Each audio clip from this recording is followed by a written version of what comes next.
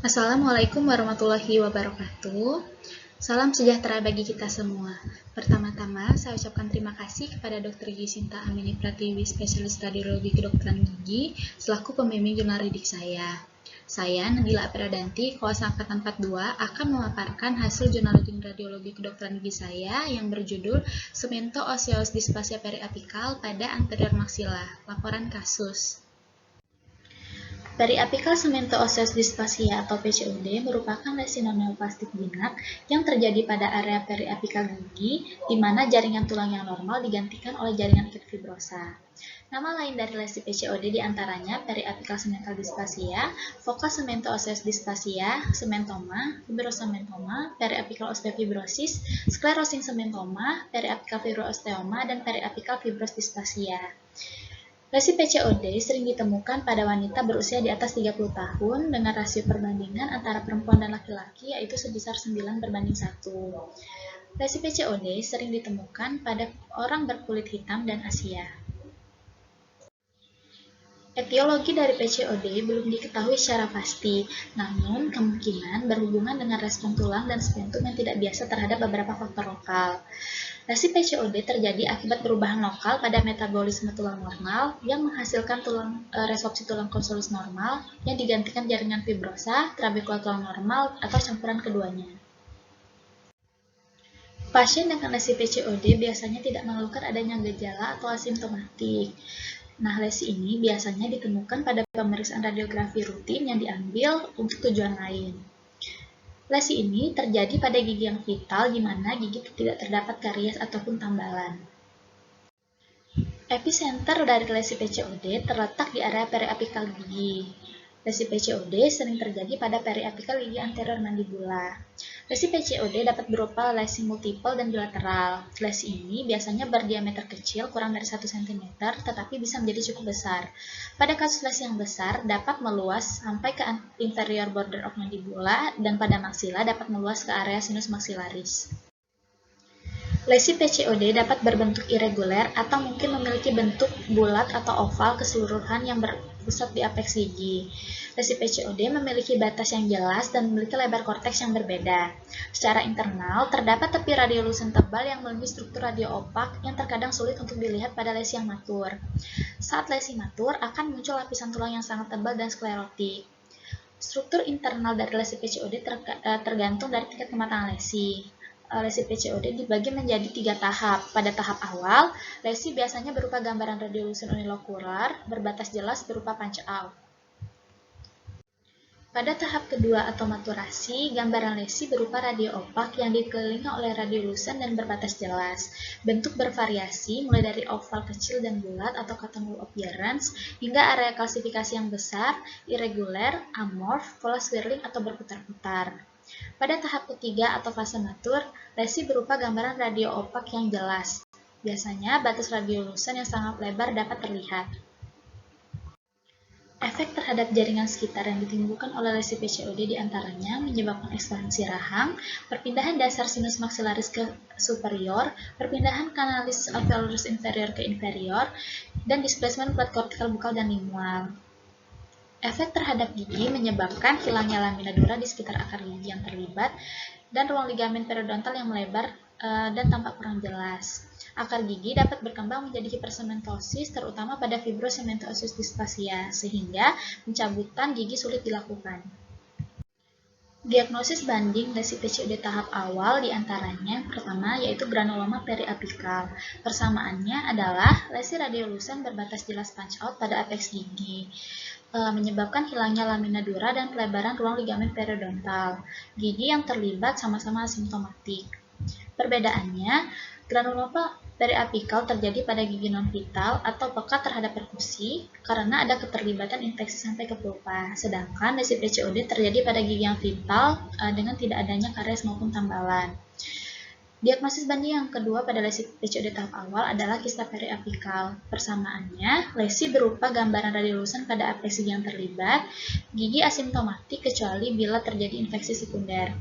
Perbedaannya, gigi yang terlibat berupa gigi yang non-vital, sedangkan lesi PCOD terjadi pada gigi yang vital. Kista periapikal berbatas jelas terkortikasi dengan dikelilingi gambaran radio opak. Untuk diagnosis banding lesi PCOD tahap kedua, diantaranya fibros displasia. Persamaannya, pada lesi yang matang dapat menampilkan gambaran mix radio opak radiolucent. Pola radio opak tulang berupa gambaran granulus, cotton wool, atau amor sama seperti PCOD. Perbedaannya, fibros displasia lebih sering terjadi pada posterior maxilla, sedangkan PCOD sering terjadi pada anterior mandibula. Batas lesi ini seringnya tidak jelas dan terjadi pada pasien usia muda, sedangkan batas untuk lesi PCOD jelas dan sering terjadi pada pasien di atas usia 30 tahun. Diagnosis banding selanjutnya itu Paget disease. Persamaannya, lesi sama-sama bilateral. Lesi tahap kedua menunjukkan tampilan granular atau granulus sama seperti PCOD. Pada tahap ketiga, trabekula abnormal dapat berupa gambaran radio opak berbentuk patches yang menghasilkan tampilan cotton wool. Perbedaannya, Paget disease jarang terjadi di rahang. Paget disease terjadi pada maksila 2 kali lebih sering daripada mandibula, sedangkan PCOD lebih sering terjadi pada mandibula dibandingkan maksila. Gigi yang terlibat biasanya mengalami hipersedetosis. Untuk diagnosis banding lesi PCOD tahap ketiga diantaranya sementoblastoma. Persamaannya dengan lesi PCOD, lesi berupa lesi mix radiolucent radio opak, di mana massa radio opak dikelilingi oleh radiolucent well defined. Kedua lesi sama-sama mengenai akar gigi vital dan sering terjadi pada mandibula. Perbedaannya, sementoblastoma biasanya asimptomatik, sedangkan PCOD asimptomatik. Sementoblastoma sering terjadi pada gigi posterior dan dapat menyebabkan resorpsi eksternal, sedangkan lesi PCOD terjadi pada gigi anterior. Selanjutnya, dense bone island. Persamaannya, gigi yang terlibat vital dan asimptomatik dan lebih banyak terjadi pada mandibula dibandingkan maksila. Lesi sama-sama berupa gambaran radio opak yang berbatas jelas. Perbedaannya, dense bone island sering terjadi pada area gigi premolar dan molar, sedangkan PCOD terjadi pada gigi anterior.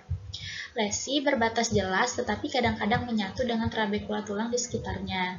Tidak ada margin radiolucent atau kapsul karena dense bone island radio opak berbatasan langsung dengan tulang normal. Selanjutnya yaitu condensing osteitis.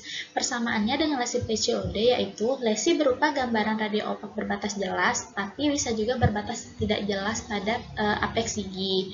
Perbedaannya dengan lesi PCOD, lesi condensing osteitis terjadi pada gigi yang mengalami iritasi persisten, inflamasi pulpa atau nekrosis, sedangkan lesi PCOD terjadi pada gigi yang vital. Condensing osteitis tidak terdapat tepi radiolucent di sekitar lesi radio opak. Gambaran histopatologi dari lesi PCOD menunjukkan gambaran mix tulang, sementum, dan jaringan fibros yang jinak. Jaringan kalsifikasi yang tersusun atas trabekula, spicula, atau massa irregular yang lebih besar. Garis reversal biasanya terlihat dan osteoblast, sementoblast, atau keduanya melapisi pulau-pulau jaringan keras. Sel inflamasi kronis juga dapat terlihat. Untuk perawatannya, lesi PCOD tidak perlu dilakukan perawatan, hanya dilakukan observasi. Gigi tidak diekstraksi atau dilakukan prosedur endodontik.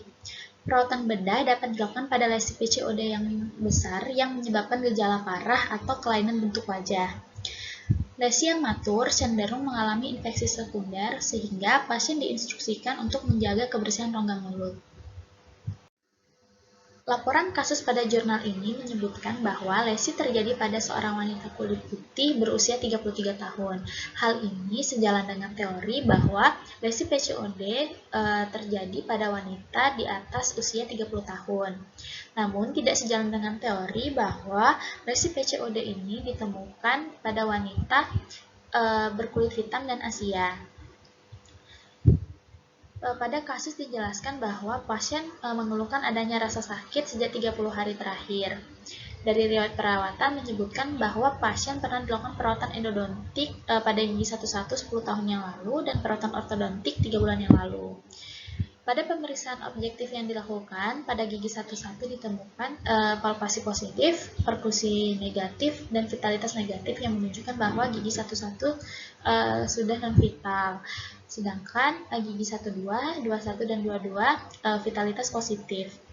Dari gambaran intraoral menunjukkan pada vestibulum labial gigi 11 dan 12 terdapat lesi nodula berukuran lebih kurang 1 cm, berjumlah single, berwarna lebih merah dari jarum sekitar, dan konsistensinya keras. Dan gambaran radiografi panoramik yang diambil 10 tahun yang lalu menunjukkan pada sepertiga apikal gigi 11 terdapat gambaran radiolucent, localized, single, berbatas jelas punch out, berbentuk oval, berukuran lebih kurang 1 cm, menyebabkan kehilangan ruang ligamen periodontal dan terputusnya lamina dura. Sehingga radiodiagnosisnya adalah PCOD tahap awal dengan diagnosis banding granuloma periapikal. Kemudian berdasarkan gambaran radiografi periapikal yang diambil menunjukkan bahwa pada 2/3 apikal gigi 11 terdapat gambaran radio opak berbentuk irreguler yang dikelilingi oleh halo radiolucent, berbatas jelas, berjumlah single, berukuran lebih kurang 1 cm, perluasan ke apikal gigi 12, menyebabkan kehilangan ruang ligamen periodontal, terputusnya lamina dura, sklerotik tulang, dan terjadi resorpsi eksternal gigi 12.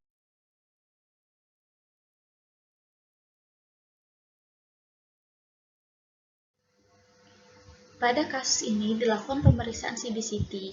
Pada pemeriksaan tomografi, kemungkinan sulit membedakan antara batas lesi dan akar gigi yang menunjukkan hilangnya ruang ligamen periodontal.